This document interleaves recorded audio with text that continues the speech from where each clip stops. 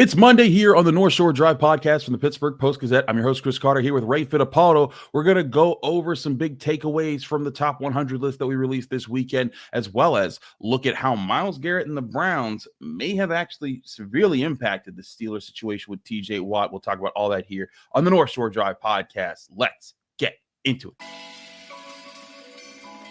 You are now listening to the North Shore Drive podcast, a show on all things Pittsburgh sports from the writers of the Pittsburgh Post-Gazette, hosted by Christopher Carter.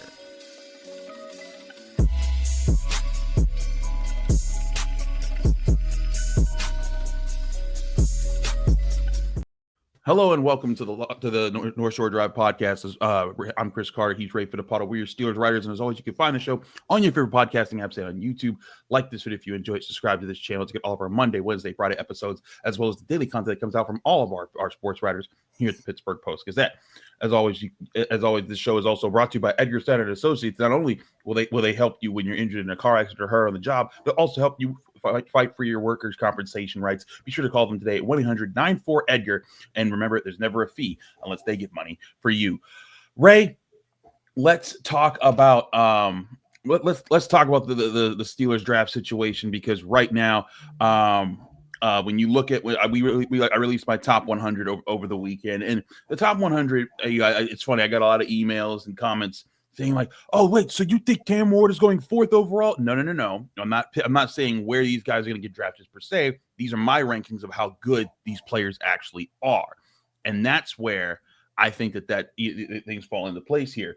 But one thing that I'm looking at, Ray, and it continues to be pushed as we get closer and closer to the draft. The idea of the Steelers taking the quarterback in the first round is getting louder and louder. Like, if Shedeur Sanders falls past the Saints, the Steelers are definitely going to get him. Or Jaxson Dart's the guy, or Jalen Milroe is the guy. We keep seeing these. But Ray, when we look at the places where this draft is strong, if they pass on if they draft a quarterback in the first round, that quarterback we know is most likely going to be a backup quarterback to Aaron Rodgers, who hasn't signed yet, but most likely will.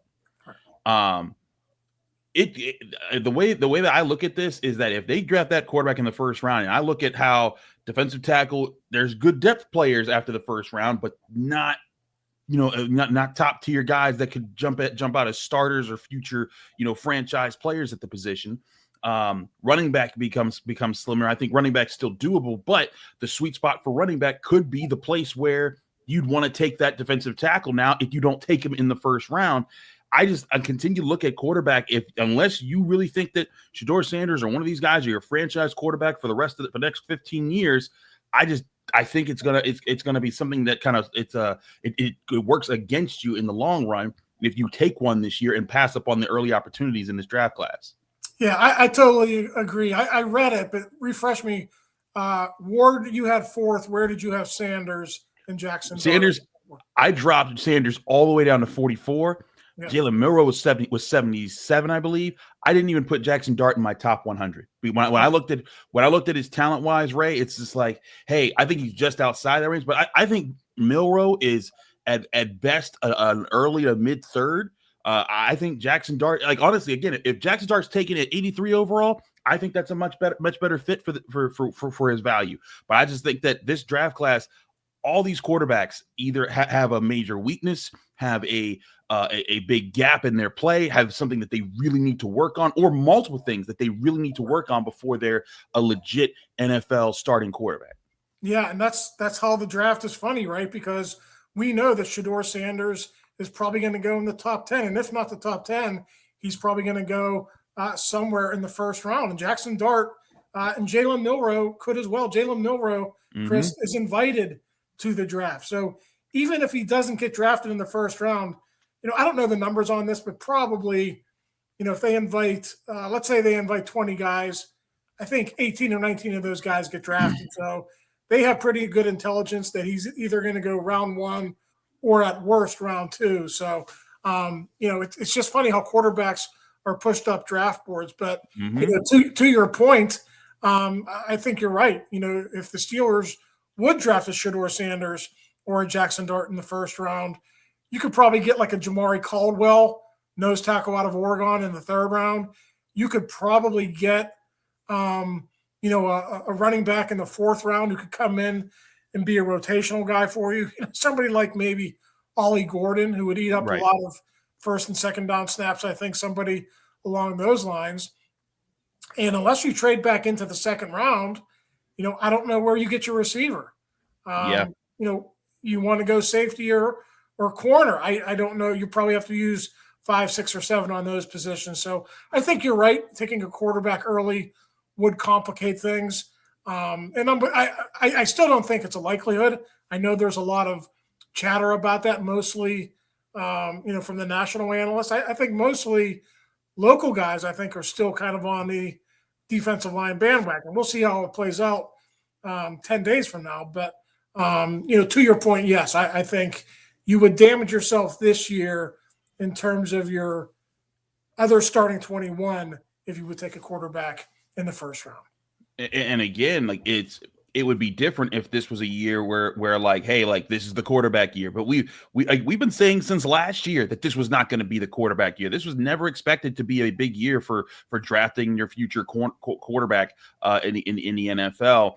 I mean, it's kind of why, the Steelers were looked at for trying to keep either Russell Wilson or Justin Fields for 2 seasons, because they were thinking get to 2026 and then go get, a quarterback in that draft class that projects to be a better class. Again, we don't know for sure if it will be. You look at the situation with Nico Amiliava, who now he's leaving Tennessee because his dad was looking for more money, and now there's an NIL situation. So who knows where he could end? He could end up and how he'll end up looking this upcoming season. But Nico Amiliava was one of the guys that a lot of people looked at after this season, like, hey, he'll be in next year's draft class, and if he is, that could be Jalen Hurts 2.0. That could be this guy. That could be that. There's Arch Manning. There's Nussmeier. There's Drew Aller. There's Lenore Sellers. That's 5 quarterbacks that I just named that people project could be 1st-round picks. I think all 5 of those guys would be in the Cam Ward range for this year. And so that's the difference that we're looking at there. Whereas if this year you're reaching for a lot of you could be reaching for quarterbacks that wouldn't even rank amongst those guys if you draft one of them in the 1st round.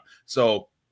And again, I think the other thing is that you and I both acknowledge, and we've said for a while, this Steelers team is not a quarterback away from being a Super Bowl contender. Now, I mean, if they hit at quarterback, it would go a long way to fixing a lot of things. But they still need to fortify their run defense. They still need to make sure their offensive line coalesces. They could probably use one more playmaker on the offense or so. The running back room isn't complete. I think that they could be a piece or 2 away from being a quarterback away from being that team. And who knows, maybe they are a quarterback away right now, but that quarterback just isn't available. That could be the game changer that makes the biggest difference. Yeah, absolutely. And, quarterbacks, Chris, as you know, year to year, we're all thinking 26 is going to be much better. And I'm in that boat. I do think it's going to be better. But you mentioned the Tennessee situation. Where is his landing spot? How quickly is he going to be able to adapt to his new surroundings, right? Is he going to still be a 1st-round candidate?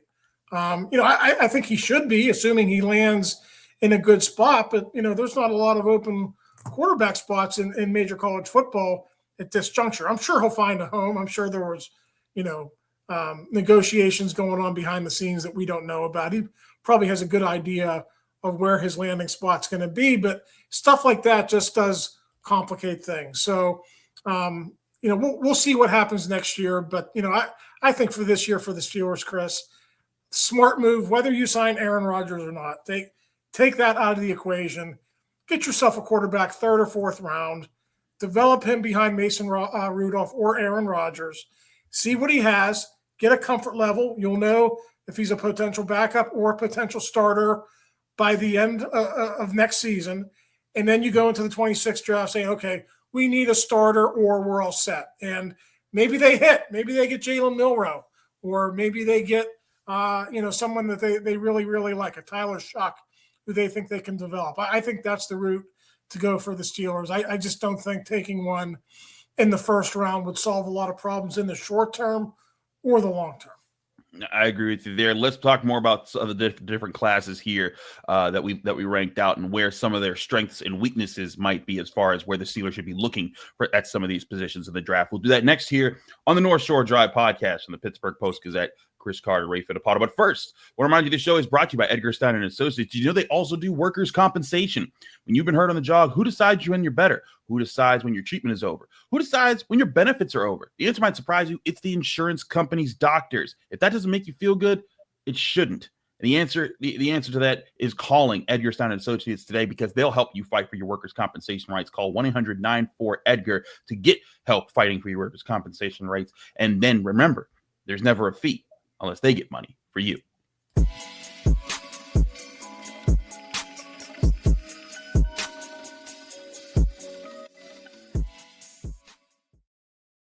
Back here on the North Shore Drive podcast from the Pittsburgh Post-Gazette, Chris Carter, Ray Fittipaldo. Ray, let's look at different parts of this class. Part of what I wrote in the top 100s were different takes as far as how this class applies to different things. You know, I talked about defensive tackles, but one thing I wanted to note about when it comes to the cornerback position, you know, we talked about, you know, getting a guy there.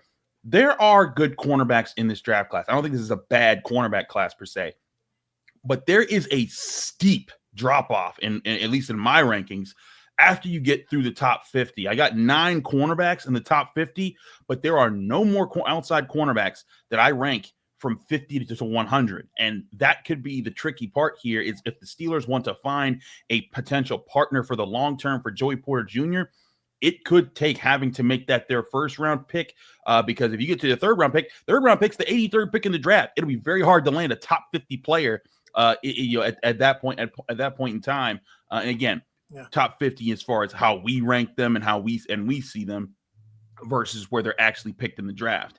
But it kind of puts an emphasis on, like, hey, you know, maybe the Steelers aren't looking at cornerback, or if they are, maybe they're gonna that's the big play that they're gonna make here. Or if they trade back and they get an earlier pick on day 2, maybe that's how they get that position addressed.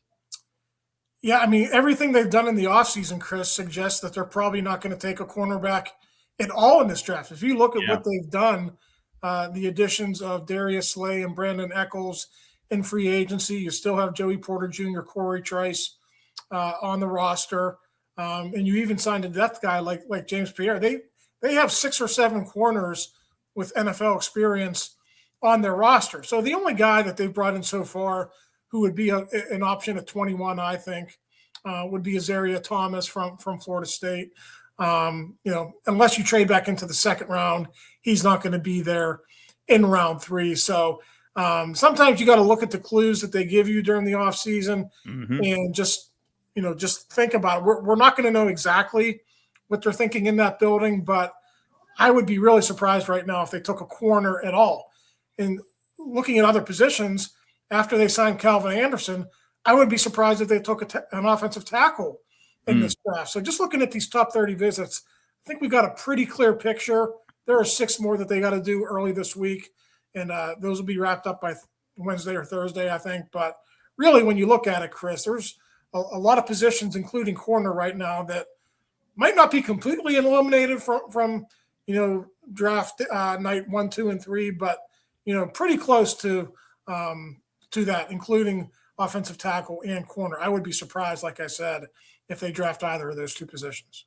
Well, let's talk about one position that's been very clear from their top 30 visits that they're very interested in. That's running back. They have had to visit Caleb Johnson out of Iowa, Omarion Hampton out of North Carolina, DJ Giddens out of Kansas State, Dylan Sampson of Tennessee, Basil Tootin out of Virginia Tech, RJ Harvey out of UCF, and Ollie Gordon, who you mentioned earlier, out of Oklahoma State.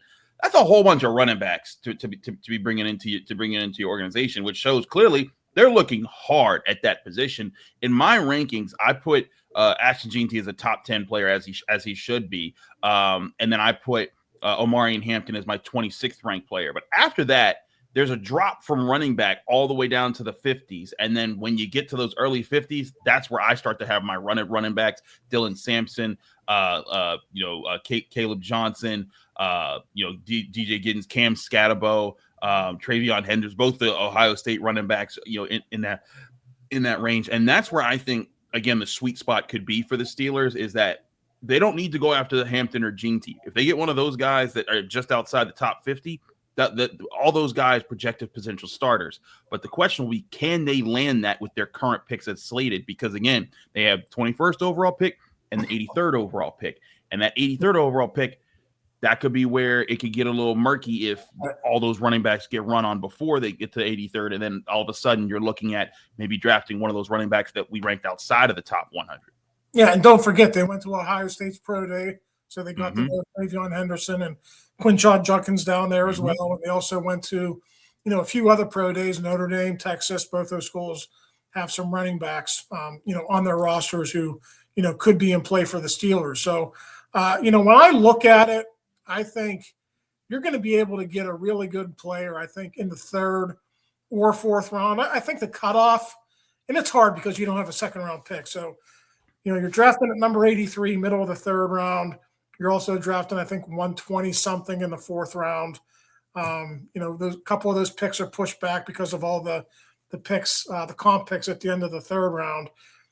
I'm guessing you could probably get a starter quality back in round 3, a guy who can be your 1st and 2nd down back, and you would keep Jaylen Warren maybe as your jack of all trades, pass protector, your best receiver out of the backfield.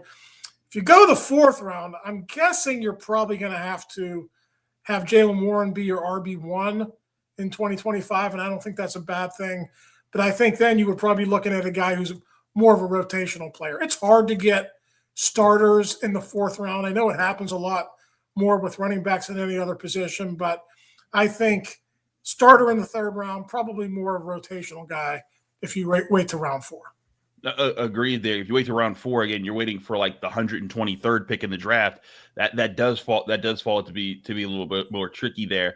And again, like running back, like I really like DJ Giddens out of Kansas State. I think he could be a heck of a. There's a lot of guys who I think could be provide flexible skills in today's college football run game that could fit into what Arthur Smith's been trying to do. Arthur Smith was trying to run a lot of these outside zone plays for Najee Harris where he'd have to kind of bounce out and use lateral speed, and that wasn't his strength. His strength was downhill running. There's a lot of guys with that lateral speed in this draft class. RJ Harvey fits that mold. There's a ton of speedbacks in this draft class that just have that ability to kind of bounce outside, hit a hole, and then just quickly accelerate and get to a top speed. That's tough for people to tackle. That's why I think that this is the sweet spot for the Steelers. But again, if you get a quarterback in the 1st round, but going back to our last segment, you get a quarterback in the 1st round, it almost puts the pressure on you to have to draft that running back in the 3rd if you want to get that guy. And then all of a sudden, then do you get Jamari Caldwell, the defensive tackle out of Oregon that we were talking about, as your nose tackle? Do you get a TJ Sanders out of South Carolina? Like those other D tackle is still a big need. Do you get Jordan Phillips out of Maryland? It's going to be much tougher to land one of those guys to be a help a defensive tackle. And again, even if you do, those guys are more rotational pieces right now. Those guys, they might help. They'll be depth pieces, but they won't be potential starters and, pillar players for your defense the way that you'd be looking at if you drafted that in the 1st round. So something Steelers fans are going to want to watch both on Thursday night and on Friday night, deep positions in this draft, okay? Defensive line and running back, you referenced it earlier. When do the runs come? So like if Ashton, Jeanty, and Omarion Hampton are the only running backs selected in round 1, our team's going to jump on the Travion Hendersons and some of those other guys early in the 2nd round. Does it happen middle of the 2nd round? Does it happen late in the 2nd round or even in the round 3? Like that, these are such deep positions. I think teams are going to sit back, Chris, and they're going to say, okay, we like 4 or 5 of these guys. We would be happy with any 4 or 5 of these running backs. We're just going to sit back and wait, and we're going to let it fall to us. And I think after the Derrick Harmons and the Walter Nolens and some of the other Kenneth Grants, after some of the other top defensive linemen, you could probably wait, 2nd, 3rd round. You might get a Jamari Caldwell or a Jordan Phillips, in rounds 3 or 4. So that's going to be interesting to see how it plays out. Both those positions are probably the 2 deepest in this draft. And like I said, I think that's definitely something that fans are going to want to pay attention to both on Thursday and Friday night. Real quick on wide receiver, we touched on it briefly. The Steelers have had some top 30 visits. They brought in Matthew Golden, who for me is maybe the best wide receiver option after Tet McMillan in the 1st round. But then they brought in Jaden Higgins out of Iowa State, Trey Harris out of Ole Miss, and Jalen Noel out of Iowa State. So 2 Iowa State receivers and Trey Harris, but all those guys project to be 2nd, maybe third if they fall that far round receivers, but definitely day 2 guys when you look at the guys that they've brought in outside of Matthew Golden. What does that say about how they're looking at wide receiver this year? Is it a back burner pick this year, or is that something that you think they could make an aggressive play for in the earlier rounds? Yeah, I mean, I want to say more of a back burner issue. I think rounds 3 or 4, maybe, and like we just got done saying, that's probably where you're going to get your quarterbacks and your running backs too. So, it might be, or it might have to be the 5th, to be honest with you. And Matthew Golden is maybe a possibility at 21. I think there's a slight chance that could happen, but more than likely, I think day 3 for a receiver. Round 4, round 5, I would be surprised right now, unless they traded George Pickens, Chris. I would be surprised right now if they addressed that on day 1 or day 2.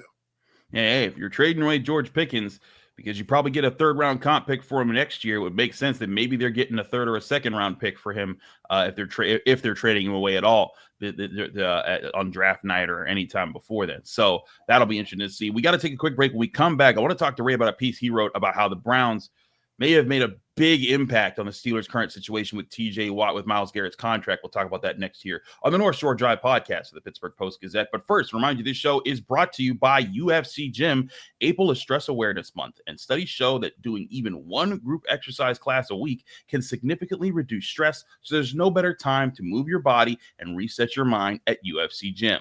However you blow off steam, they've got it. They've got boxing, kickboxing, Zumba, MMA, HIIT, Brazilian Jiu-Jitsu, muscle makeover, spin, yoga, cardio core, bar, youth classes, and silver sneakers. Ready to feel stronger inside and out? Drop in this week at UFC Gym, Market Square, or the Waterfront to try a class for free.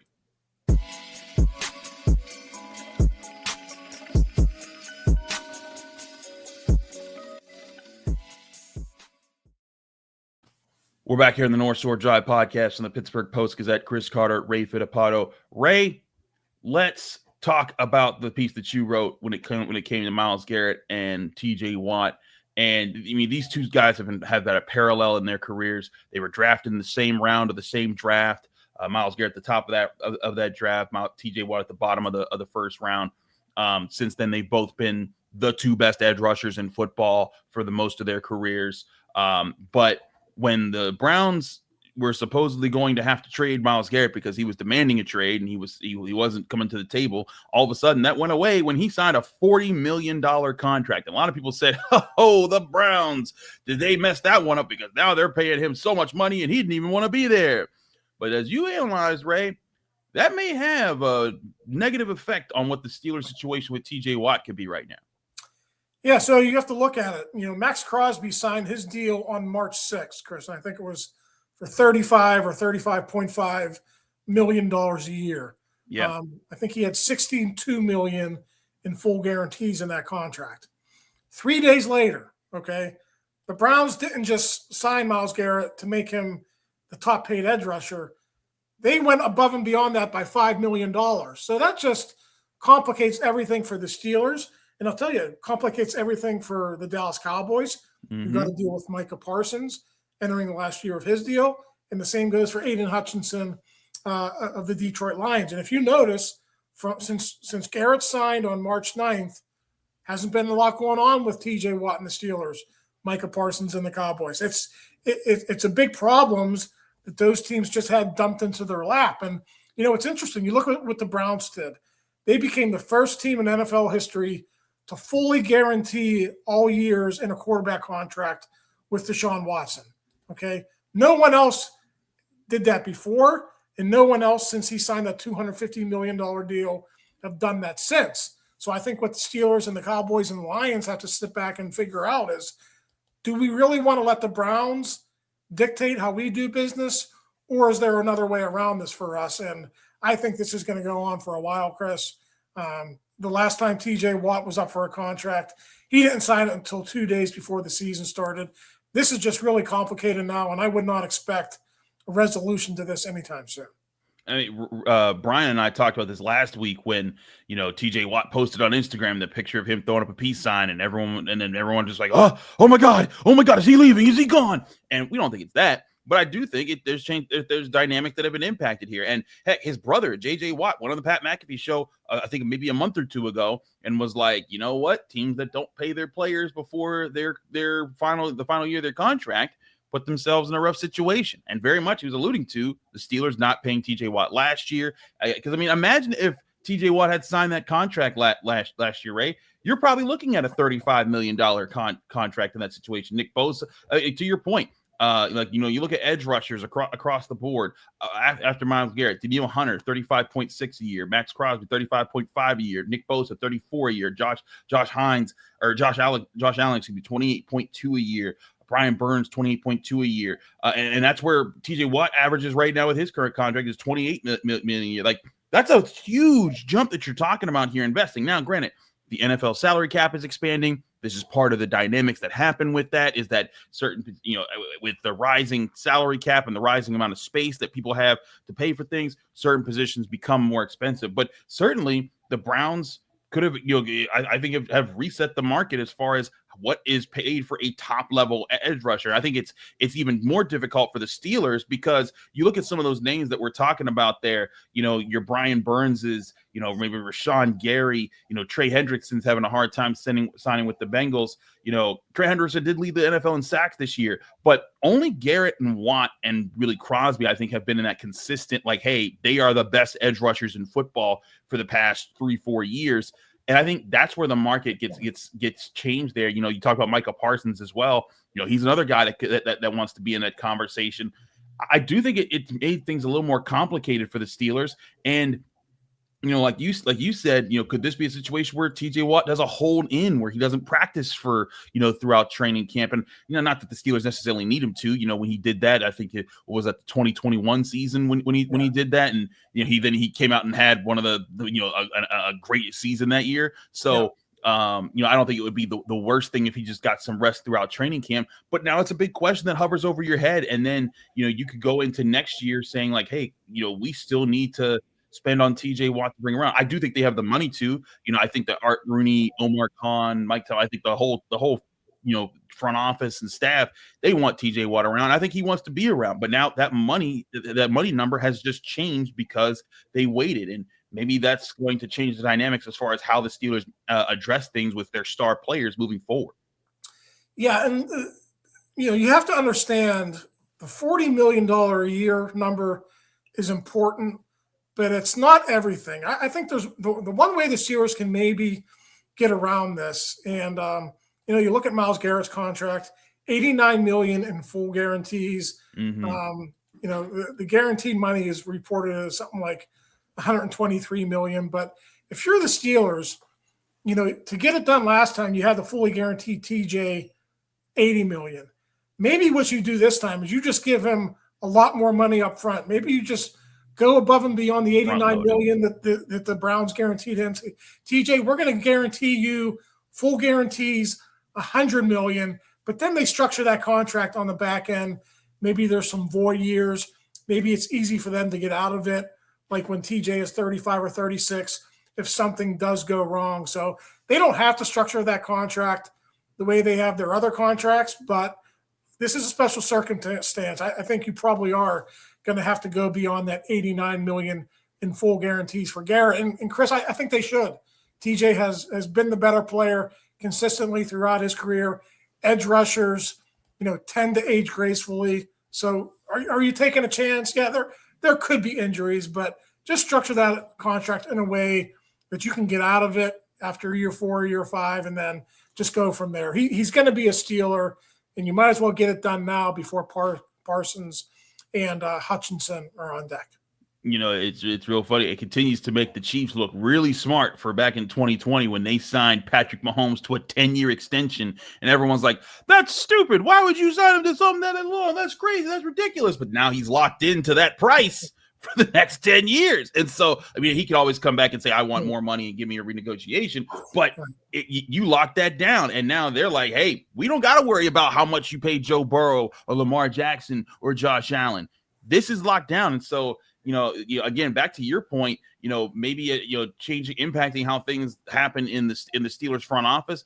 Maybe they try to find ways moving forward where they look ahead not just to how their players could be impacted by things, but also how other players and how other franchises could impact the market and trying to get ahead of that. Not that they don't already do that, but maybe there's a bit more of an additional warfare or mental warfare between the teams and how that goes forward. Yeah, and listen, Omar Khan, the reason he's the GM, he's always been very creative in the way he structures contracts. Omar's not really involved with that right now. Cole Marco is. But Cole is really good at being creative too and getting those contracts done. So there's a way to do it. They will get it done.